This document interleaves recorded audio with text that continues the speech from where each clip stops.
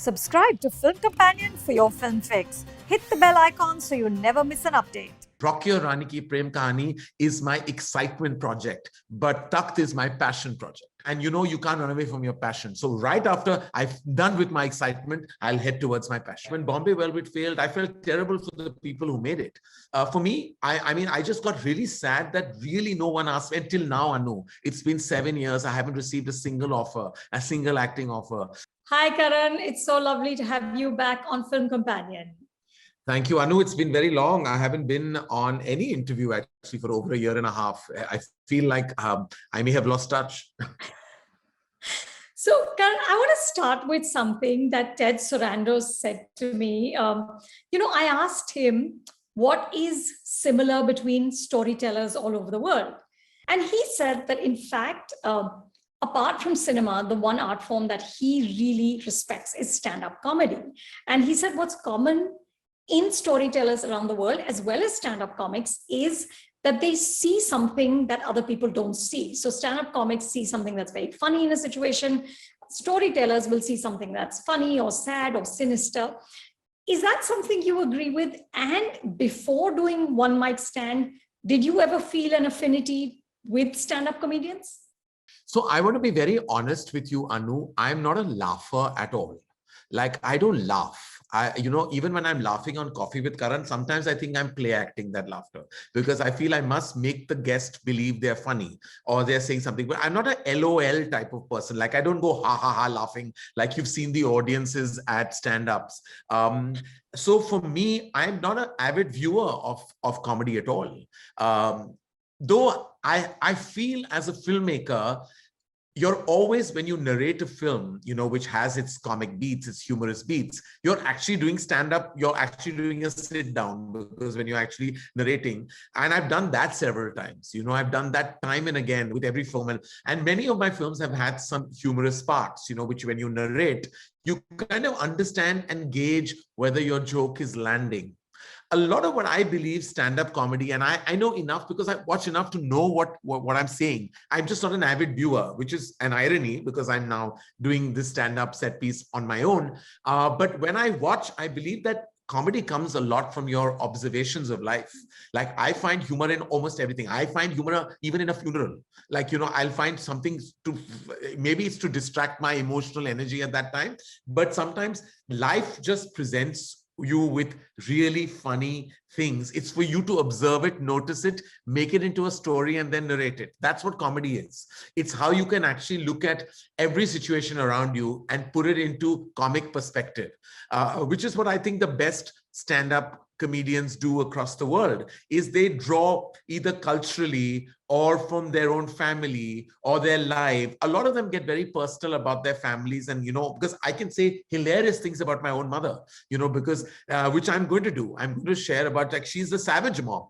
Like, she's literally a savage mom. Like, she says the darnest things to me. I asked my mom which part of my face requires any fillers. She said, your face is fine. What about your scripts? They need fillers. And I feel like if I keep talking about her every day, I have all my screenplays and set pieces ready for comedy. So yeah, so to me, I think, to answer your question, that I do not have an affinity, but I have a desire to explore this territory because it's a big moment in pop culture today, I believe. And my desire to always be relevant remains. And that's why I want to join in on this bandwagon as well. But Karan, this bandwagon is brutal. Stand-up comedy is supposed to be the hardest thing to do because you're putting yourself out there. Now, of course, you are very comfortable in front of the camera. You are a very successful television show host. You've acted, you've done commercials. So is it an extension of the same, or was it scary? No, actually, I don't have stage fright, and I don't, and I definitely have no problem dealing with things not working out, because Lord knows that I've had enough criticism in my life for me not to take it in the right spirit. So what will happen? Yeah, your joke won't land at worst. It's like, I believe what I'm nervous about, because contrary and very different from telling a story in your own house, it's very isolating to be on stage because the thing is, you're compelled to be funny.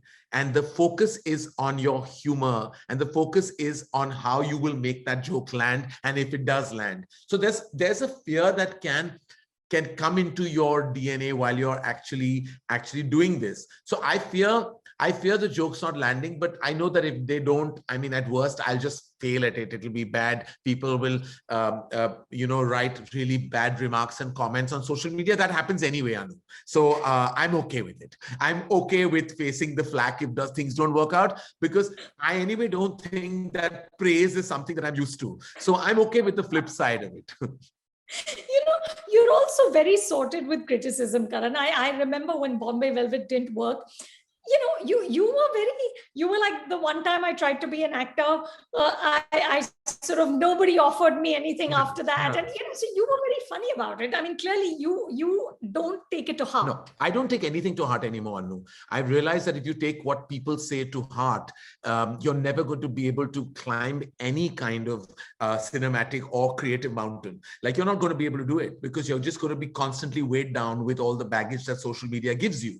I'm not at all. I'm not enjoying it. Please don't think that I'm some kind of crazy person who's enjoying this criticism on a daily basis.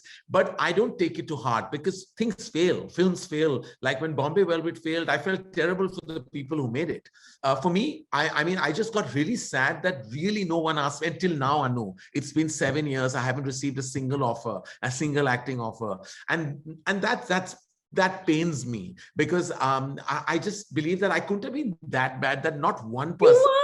You were actually pretty good. I saw the film recently again, and you were really good as Kaizad Khambata. Yeah, as Kaizad Khambata. So my thing is, not even one bad script came my way, Anu. Forget like a good film or a credible film. Even a bad film that I could say like, no, I don't have the dates. I was so dying to use this line that I hear all the time from actors. It just never came my way. It just never came my way. So yes, I don't take things to heart, and I won't take this to heart if it doesn't work. But I want to try, because I believe that, relevance is something that I believe everybody who's reaching at least my age in the entertainment industry should always work towards being relevant. Like, that's the one thing that the only thing I take in the right spirit when there's so much criticism is like, love me, hate me, don't be indifferent to me. Like, the only thing that I can say with positivity is that I definitely don't warrant indifference. And, yeah. and I think that's a good thing. So that's the big silver lining in my playbook. Karan, your mentor, Sumukhi Suresh, is a very fierce, no holds barred comic. What is the most important lesson she taught you? Exactly what I was just saying. She said, listen, be yourself. Like, things will, just make sure that you're the best salesman. She said, and salesman is like, you have to sell a joke. She says, and relentlessly be at it. If it doesn't land the first time, it will land the second time. So don't let it go. She said, be relentless. Just don't crumble under the pressure of no reaction from the audience, because that will happen. It's happened to the best of stand-up comedians. And she says, just make sure that you're the best salesman. And she says, a lot of times we are also in an environment, Anu, and it's important for me to say this, that we have to really self-censor ourselves, because there is so much worry about the ramifications of what you'll say. So while I have massive bubbles in my head about so many things, I can't articulate it. There are so many things I want to say in my set piece, but I feel very restricted. I'm not for any other reason, because I believe I will offend someone somewhere, and I really don't want to, because I'm done with offending people. Like, I'm just done. I just want to focus on just making my movie without any drama around me. So I really feel the need to curb and curtail a lot of what I'm wanting to say, and that is the only thing that actually saddens me more than anything else, because I believe that I can take a joke on myself, but I know lots of others can't. I believe we're a very sensitive industry, and I know that if 10 people said something, about me with good humor and good intentions of just making sure it's just funny, I would take it on my chin. But I know a lot of other people can't, at least not in my fraternity. I don't think we have a sense of humor. Yeah. But are there any, so these are outside sort of censoring kind of forces. Do you have any taboo areas that you think I can't go there? Anything that's not about me is a taboo area, I believe. So I'm going to talk about I, me, myself. It's a little bit of a megalomaniac set piece. Of course, I say this because I'm actually poking a lot of fun at my own self. It's like a self roast, I think. This kind of this stand up that I'm going to do, because I'm so worried, Anu. I'm so worried about talking about anything else. It's fine. It's okay, because we are going through an anxious ridden time in any case in the world because of the pandemic. And I don't want to add to any more noise than there already is. So I'm saying safest person is let me offend myself, because I am not filing an FIR on myself. Tell me, Karan, you said it is an anxious time. And I think last year was very, very difficult for, the world at large, for the film industry, and also for you personally. How did you sort of stay resilient and get through it? I think there's nothing like, I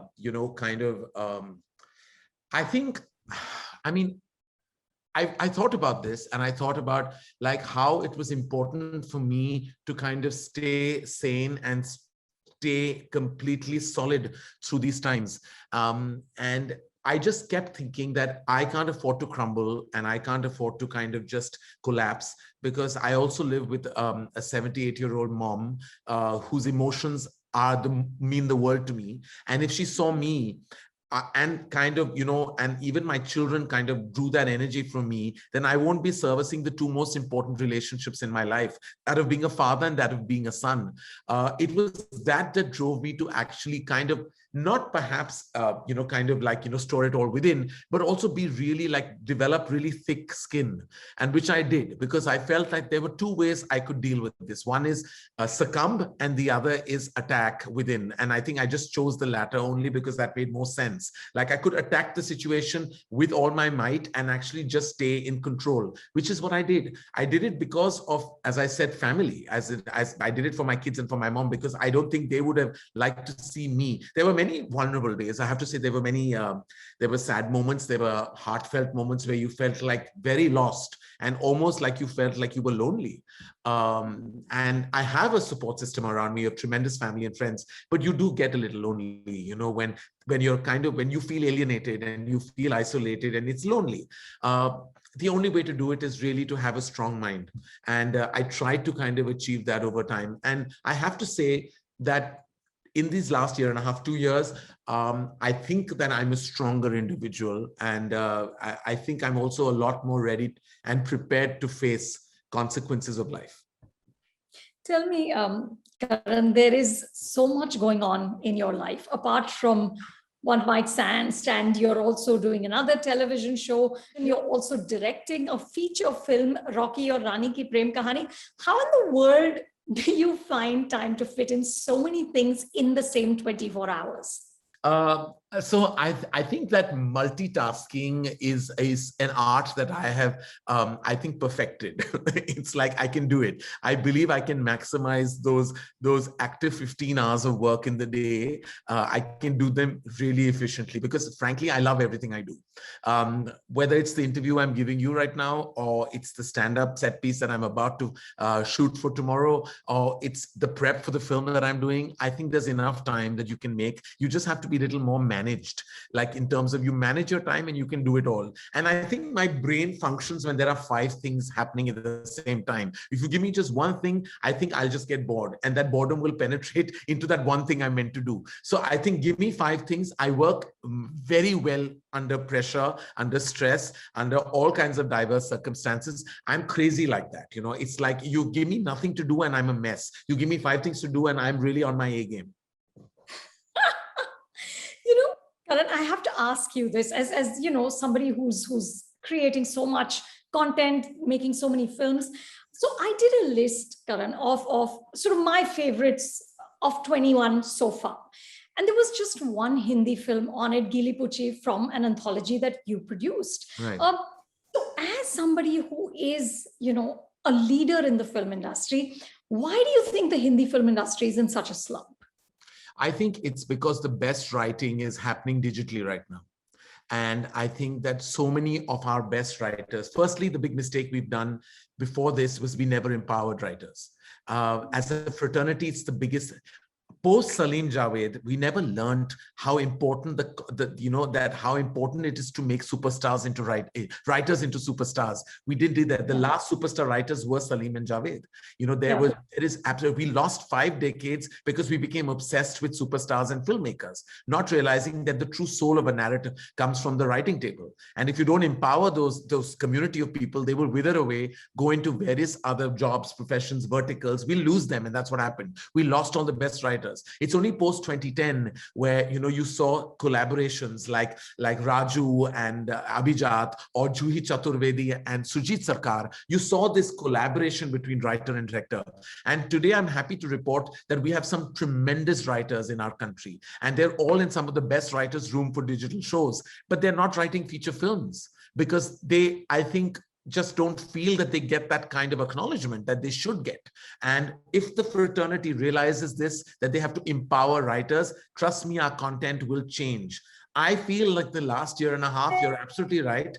There hasn't been very great things that have come out that you have completely swept you in the last 2 years. Yes, few films and few content pieces that you may have seen and liked, but I feel like largely there was disappointment in terms of what we saw, and I know that we need to kind of up that, and I keep saying that it all goes back to the writing table. If we do not change the way we can perceive, structure, nurture and platform writers, we will never ever be able to reach our gold standard in terms of content creation.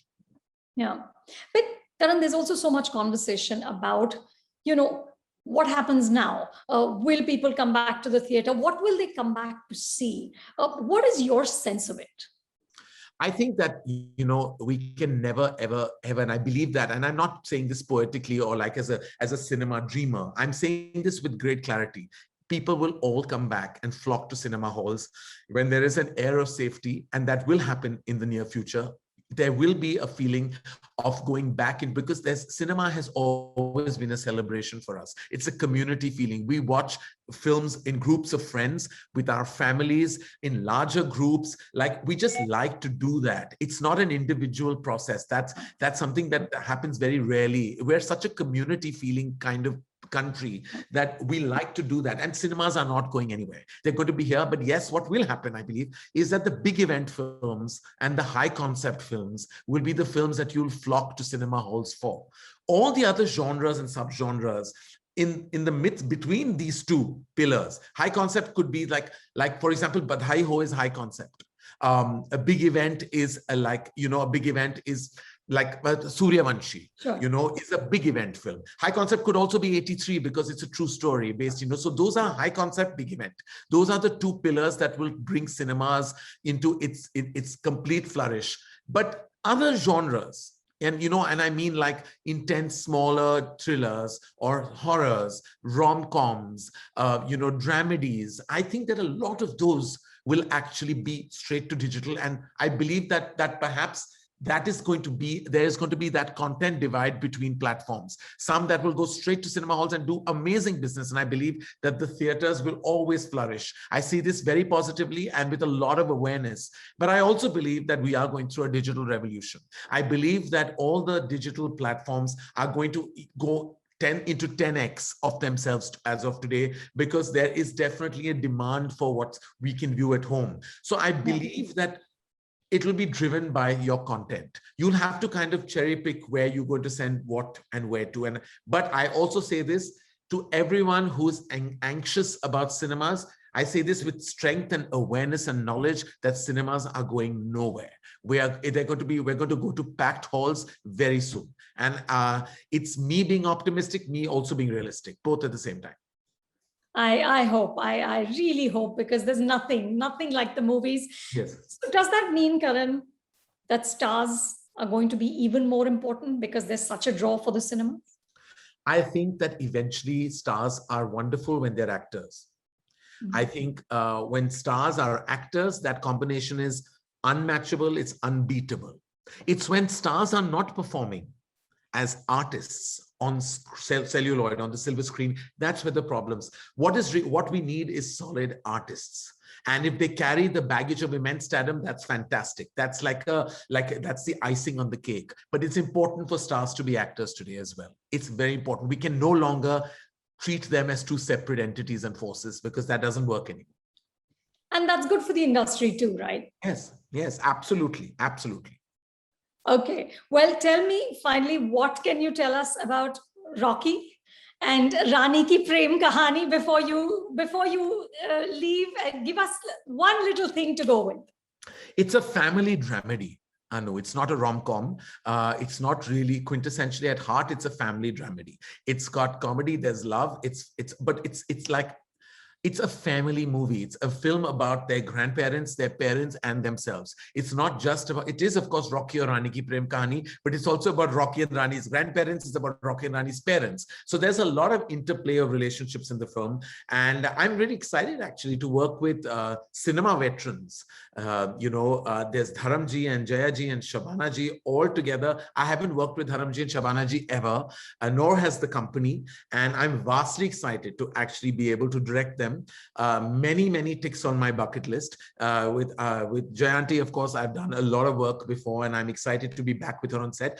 More than I think anything else, I'm just excited to kind of be back on set on I'm just excited to be directing a feature film. I haven't done that since 2016, and I can't wait to actually picturize those songs. I get visions and visuals every day of me being on a set and a song is being, I haven't shot a song in 6.5 years now, and I really missed it, because to me, that's the best part of Indian cinema has been its music. To me, it's such a big part. And you and I have chatted about this several times. It's my go-to even now.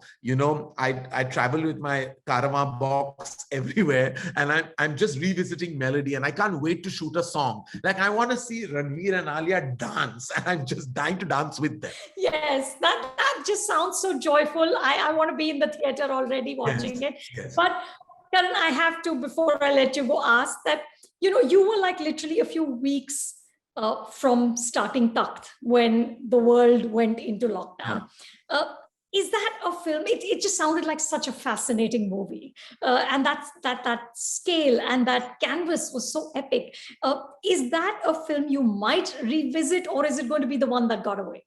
No, that movie I'm going to make right after Rocky or Rani. I can't let that get away. That film is a piece of my heart. It's got 2.5 years of my prep work on it. We prepped for 2.5 years. We were raring to go. I still remember we were starting on the 24th of April when the pandemic hit us in March. And because that film was so vast, voluminous, and large in scale, on a daily basis, that film needed 1,000 people on set. It was that kind of film. It was an epic period film based in the Mughal era. It has the most amazing, that again is a family film. It's based in that era, but it's about the interrelationships of that era and those people and those people that existed in the real world. And it's for me, I will always say Rocky or Rani Ki Prem Kahani is my excitement project, but Takht is my passion project.